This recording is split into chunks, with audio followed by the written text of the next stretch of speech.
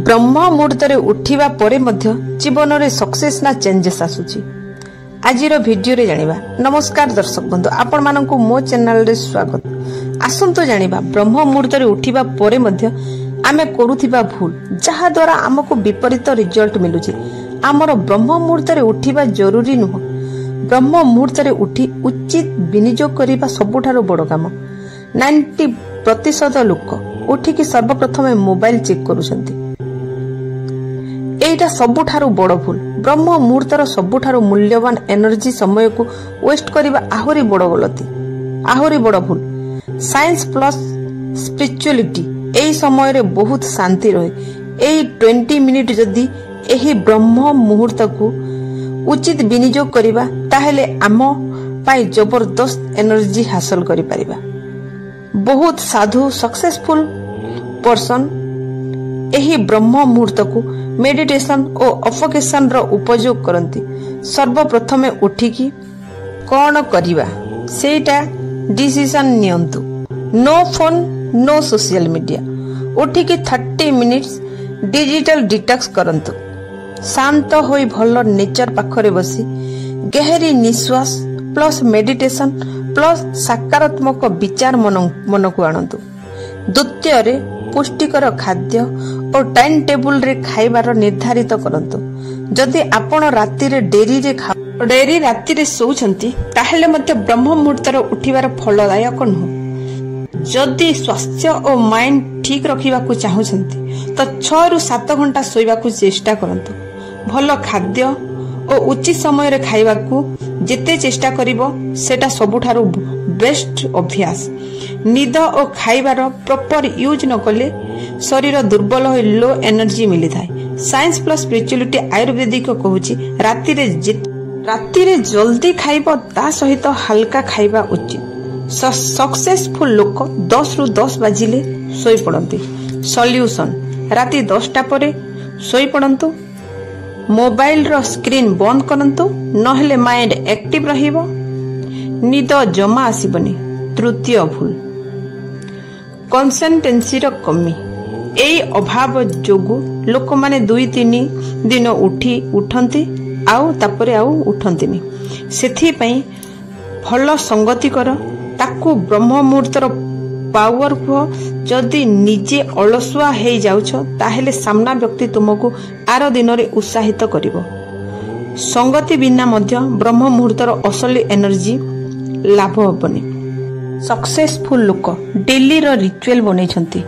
Science plus spirituality subconscious mind को बदले बापाई 21 दिन रो अभ्यास दरकार। गौतम बुद्ध और धनी महान साधु संत डेली ब्रह्म मुहूर्त रे उठंती। तेणु निजे मध्य स्मॉल गोल कर। प्रथमे 7 दिन, तापरे 15 दिन, तापरे 21 दिन, 51 दिन, 90 दिन। ता सह अन्य तुम अंतरंग बंधु को प्रोत्साहित कर ब्रह्म मुहूर्त रे उठिबा पई। जदि केबे उठी न पारुछ निजको हाथ जोड़ी क्षमा माग आउ पुणी नेक्स्ट दिन रे आरंभ कर। ब्रह्म मुहूर्त रे उठिकी एई सब भूल न करी जोटा आमे वीडियो रे जानिला कौन करिबा सेही हिसाब रे आमे पालन कले ब्रह्म मुहूर्तर असली लाभ पाई परिबा। ब्रह्म मुहूर्त रे उठिबार अभ्यास केमिति करिबा। हेलो एवरीवन, आपण मानकु मो चैनल रे स्वागत। दर्शक बंधु, ब्रह्म मुहूर्त रे उठिबा पई कोनोसी अभ्यासर आवश्यक नाही। प्रॉब्लम हैला राति रे डेरी रे सोइबा द्वारा सखालु जल्दी उठी होइनी। अलार्म भी बाजिबो किंतु बंद करी दउ। दिने दिने ब्रह्म मुहूर्त रे उठी भी पड़िले दिने 2 दिन परे पुणी लेजी हे पड़ू। तेणु प्रथमे 15 मिनिट उठी माइंड को एक्टिव करिबा, पुणी 25 मिनिट माइंड को एक्टिव करिबा। एमिति आधा घंटा जाय माइंड एक्टिव करिबा, पुणी आमे माइंड सेट करि चलिबा। जदि ब्रह्म मुहूर्त रे उठिबा को चाहुछंती ताहाले इंटेंशन सेट करो। काली जेमती 4:30 रे उठिबी एई सब विचार माइंड रे करि चलो। ए सब कंसिस्टेंसी को प्रोग्राम करे। मोबाइल रो अलार्म दे दूर रे रख, जेमिति उठिकी बंद करी जिबा को पड़िबो। राति रे ब्लू लाइट लगै सोइबा को चेष्टा करो, जेमिति राति रे सोइबा को जल्दी चेष्टा करिबा और निद भी आसीबो।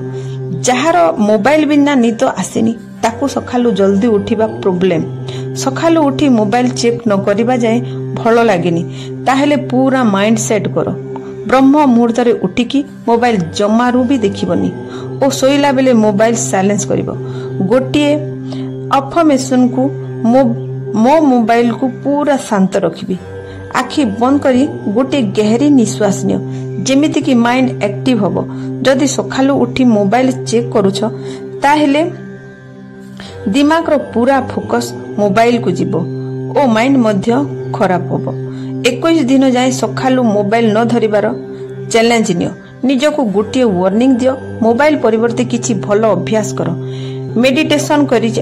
मेडिटेशन करी सकालर ठंडा नेचर को महसूस करो पानी पियो आउ निजे निजको पॉजिटिव कथा कह सुंदर विचार भाव 30 मिनिट्स मोबाइल छाड़िल ताहेले दिन आपणकर जबरदस्त फोकस मिलिबो जदि ब्रह्म मुहूर्त रे उठिबा पई चाहुचंती ताहेले ए वीडियो को फॉलो करो मो चैनल को सब्सक्राइब करी कमेंट रे कुह हां ए वीडियो को फॉलो करिवि ताहेले मु मध्ये आपणक पई डेली गुड मॉर्निंग क्यूट सा कहि तो थैंक यू सो मच।